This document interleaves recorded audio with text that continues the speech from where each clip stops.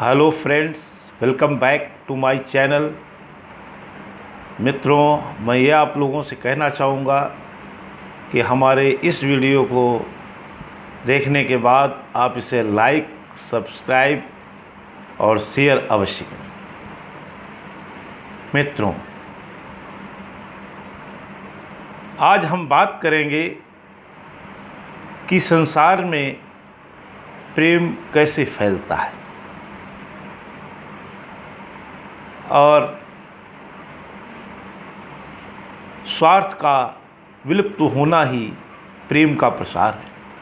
दोस्तों, जिसे धर्म का अनुराग हुआ, उसने संसार और संसार के व्यापार से मुंह मोड़कर जंगल की राह ली। जब उसने जंगल की राह ले ली तो क्या हुआ?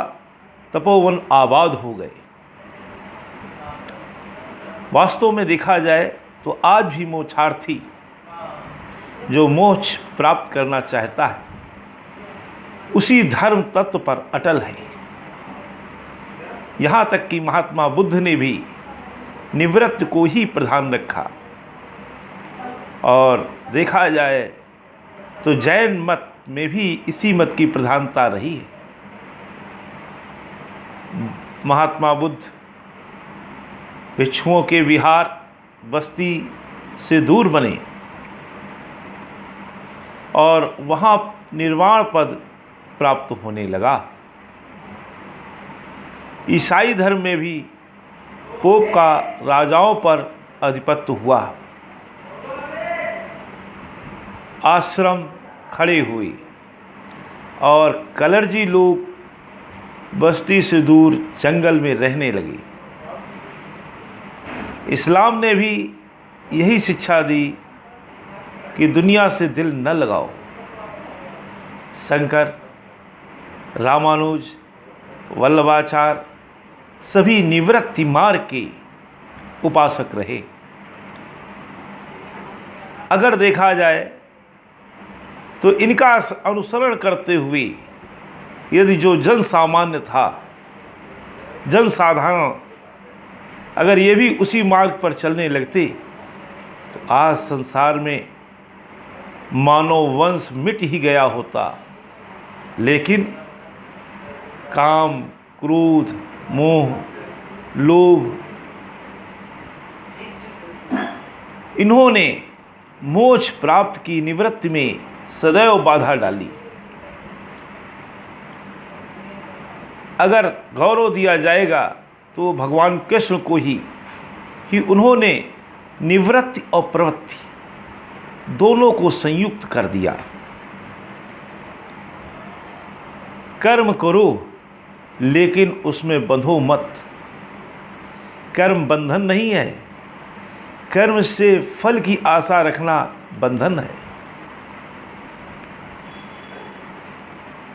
सोचिए कितना महान सत्य है ये, कितना मौलिक आदर्श है।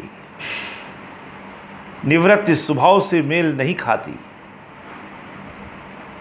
उसके मार्ग पर चलने वाले विशिष्ट जन ही होंगे। जन साधारण के लिए वो मार्ग नहीं है, क्योंकि वो मार्ग अति दुष्कर माना जाता है। फिर उनके लिए धर्म का क्या आदर्श रह जाता है? वर्णाश्रम धर्म पर चलना, यहाँ ऊंच नीच का भेद उत्पन्न हो जाता है। निवृत्ति मार्ग का पथिक कर्म के बंधन में फंसे प्राणियों से अपने को ऊंचा नहीं तो पृथक अवश्य समझता है। कर्म मनुष्य के लिए स्वाभाविक क्रिया है, वो कर्म करेगा ही।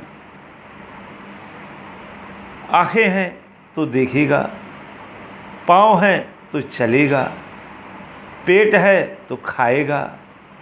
अरे समाधि भी तो कर्म है, और चुप रहना, मौन रहना भी कर्म है, सोचना भी कर्म है।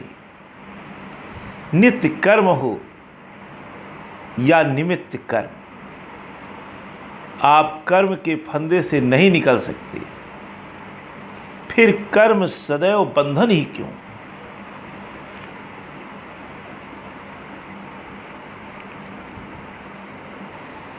उससे परमार्थ भी किया जा सकता है, सेवा भी तो की जा सकती है।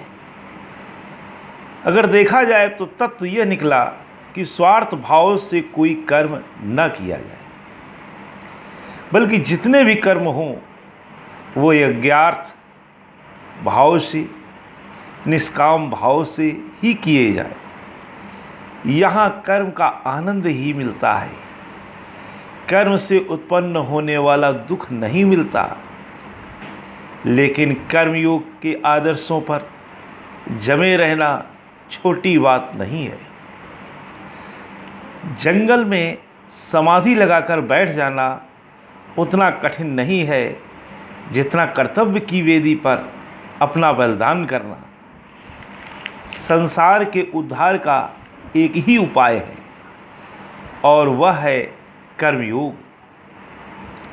इसी तत्व को सम्मुख रहकर हम ममत्व, स्वार्थ, संघर्ष के पंजे से छूट सकते हैं।